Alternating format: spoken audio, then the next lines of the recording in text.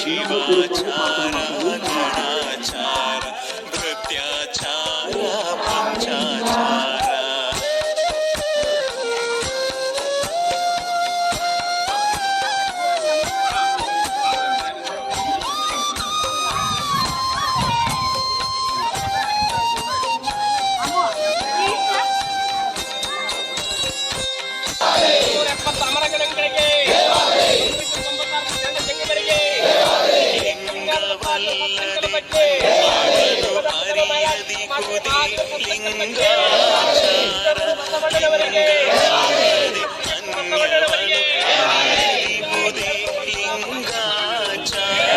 ಸಜ್ಜನ ಕಾಯಕದಲ್ಲಿ ತಂದು ಗುರುಲಿಂಗ ಜಂಗಮಕ್ಕೆ ನೀಡಿ ಸಜ್ಜನ ಕಾಯಕದಲ್ಲಿ ತಂದು ಗುರುಲಿಂಗ ಜಂಗಮಕ್ಕೆ ನೀಡಿ ಸತ್ಯ ಶುದ್ಧ ಜೈ ಘೋಷ ಹೇಳ್ರಿ, ಜೈ ಘೋಷ ಹೇಳ್ರಿ.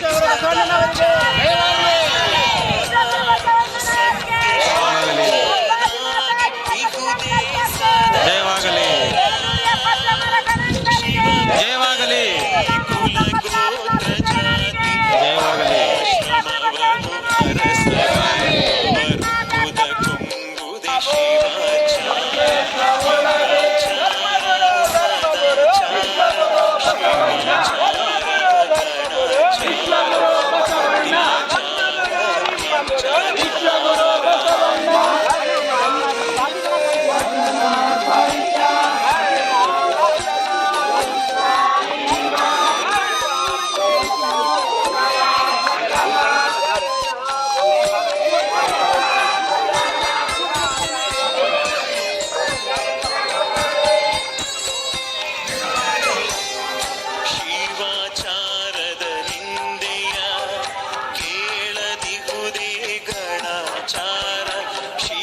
ಶರಣರ ಹಿರಿಯರಾಗಿ ತಾನೇ ಕಿರಿಯನಾಗಿ ಭಯ ಭಕ್ತಿಯಿಂದ ಆಚರಿಸುವುದೇ ಭೃತ್ಯಾಚಾರ.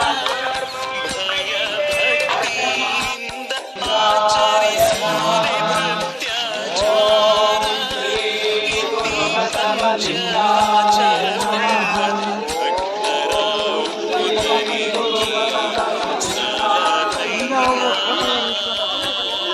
ಪ್ರಭುವೇ ಕೂಡಲ ಚೆನ್ನ ಸಂಗಮ ದೇವ.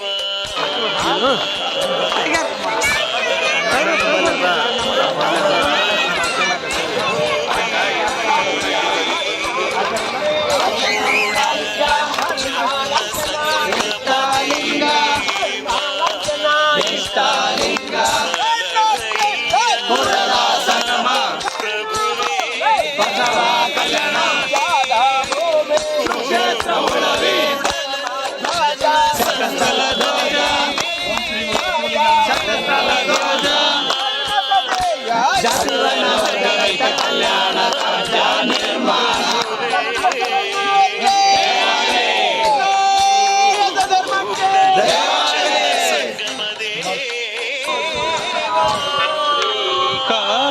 ಕಾರೂಪಾಗಿ ಓಂಕಾರ ಉಸಿರಾಗಿ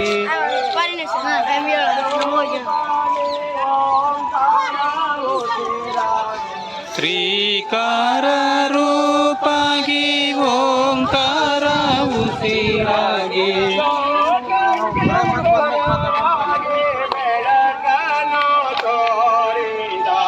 ಬಸವಣ್ಣನ ನೆನೆಯೋಣ, ಶ್ರೀ ಗುರು ಬಸವಣ್ಣನ ನೆನೆಯೋಣ.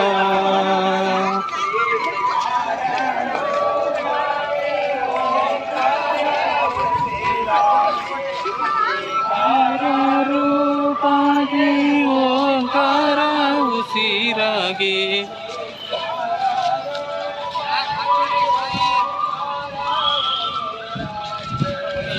ಕಾರ ರೂಪಾಗಿ ಓಂಕಾರ ಉಸಿರಾಗಿ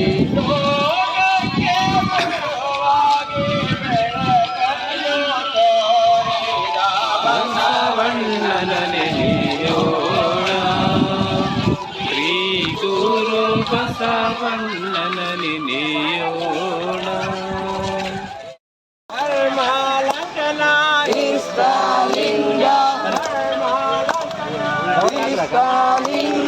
ರೌಂಡ್ ರೌಂಡ್ ರೌಂಡ್ ರೌಂಡ್.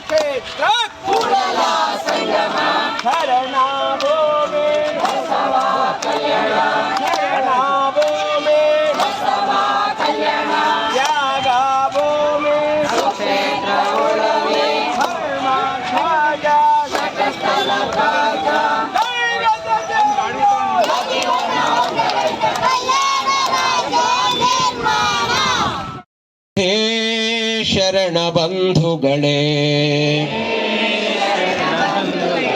ಹೇ ಶರಣ ಬಂಧುಗಳೇ, ಶೇಷವೆಂದರಿದು ಬಸವ ಬಸವ ಎಂಬೆ ಯೋಗಿನಾಥ.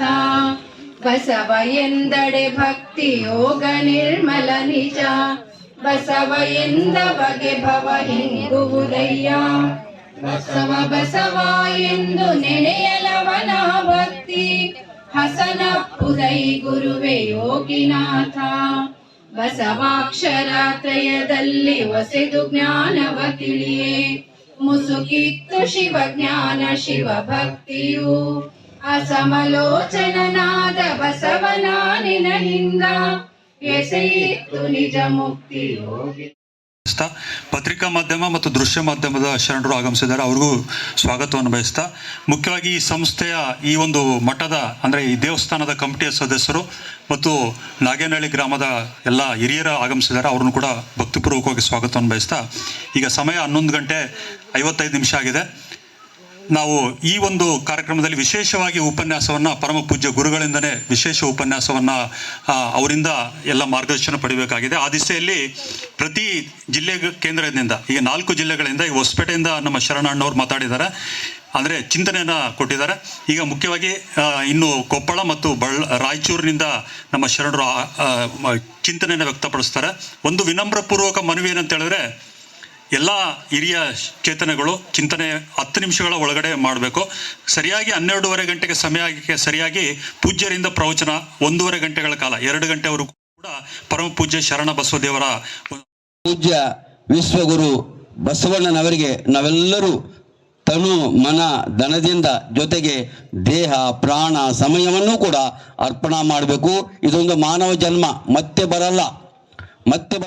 ಆತನ ನೋಡಕ್ ಹೋಗ್ತಾರೆ ಪ್ರೌಢದೇವ. ನೋಡೋಣ ಅವನ ವಿರಕ್ತಿ ಹೆಂಗೈತೆ ಅಂತೇಳಿ ಆತನ ವಿರಕ್ತಿ ಪರೀಕ್ಷೆ ಮಾಡ್ಲಿಕ್ಕೆ ನೋಡ್ರಿ ಅವರಲ್ಲಿ ಎಷ್ಟು ಉದಾರತೆ ಇತ್ತು ಅಂದ್ರೆ, ಒಬ್ಬ ಹೆಣ್ಣು ಮಗಳನ್ನು ಕಳಿಸ್ಕೊಡ್ತಾನೆ ಗುಡ್ಡವೇ ಅನ್ನುವಂತ, ಹೋಗಿ ಅವನು ಪರೀಕ್ಷೆ ಮಾಡೋಣ ಸ್ವಾಮಿತ್ವ ಐತಿ ಅಂತೆ. ಆ ಹೆಣ್ಮಗಳು ಗುಡ್ಡವೇ ಹೋಗ್ತಾಳೆ. ಮುಂದೆ ಕೆಲವು ದಿವಸ ಆದ್ಮೇಲೆ ಆ ಬತ್ತಲೇಶ್ವರ ಗುಡ್ಡವೇಯಲ್ಲಿ ಅನುರಕ್ತನಾಗಿ ಆಕೆಯನ್ನು ವಿವಾಹ ಆಗ್ತಾನೆ. ಮುಂದೆ ಪ್ರೌಢದೇವರ ಅವನು ತಿರಸ್ಕಾರ ಮಾಡೋದಿಲ್ಲ. ಭಕ್ತನ ಮನ ಹೆಣ್ಣಿನೊಳಗಾಗಲೇ ವಿವಾಹವಾಗಿ ಕೂಡುವುದು ಏನು ದೊಡ್ಡ ಅಪರಾಧ ಮಾಡಿ ನೀವು ಸಂಸಾರಿಕರಾಗಿರೋದು ಮಾತ್ರಕ್ಕೆ ನಿಮ್ಮ ಮೇಲೆ ಮೊದಲನೇ ಗೌರವ ಇಡ್ತೀನಿ ಅಂತೇಳಿ ಸ್ವತಃ ಆತನ ಉಪಜೀವನ ನಡೀಲಿಕ್ಕೆ ಸ್ವತಃ ಅರಮನೆಯ ಬೊಕ್ಕಸದಿಂದ ಆತನಿಗೆ ಒಂದಿಷ್ಟು ಭೂಮಿ ಕೊಟ್ಟು ಒಂದಿಷ್ಟು ರೊಕ್ಕ ಕೊಟ್ಟು ಆತನಿಗೆ ಹಣ ಕೊಟ್ಟು ಅವನ ಜೀವನವನ್ನು ನೋಡಿಕೊಳ್ತಾನೆ. ವಿರೂಪಾಕ್ಷೇಶ್ವರನ ತೇರು ಎಳಿಬೇಕಾದ್ರೆ ಬತ್ತಲೇಶ್ವರ ತನ್ನ ಹೆಂಡತಿ ತನ್ನ ಮಗನ ಕರ್ಕೊಂಡ್ ಬಂದಾಗ ಅವ್ರ ದೃಷ್ಟಿ ಎಲ್ಲಿ ಹೋಗ್ತಂದ್ರೆ ಸಿಂಹಾಸನದ ಮೇಲೆ ಎತ್ತರ ಕುಂತಿರ್ತಾನ.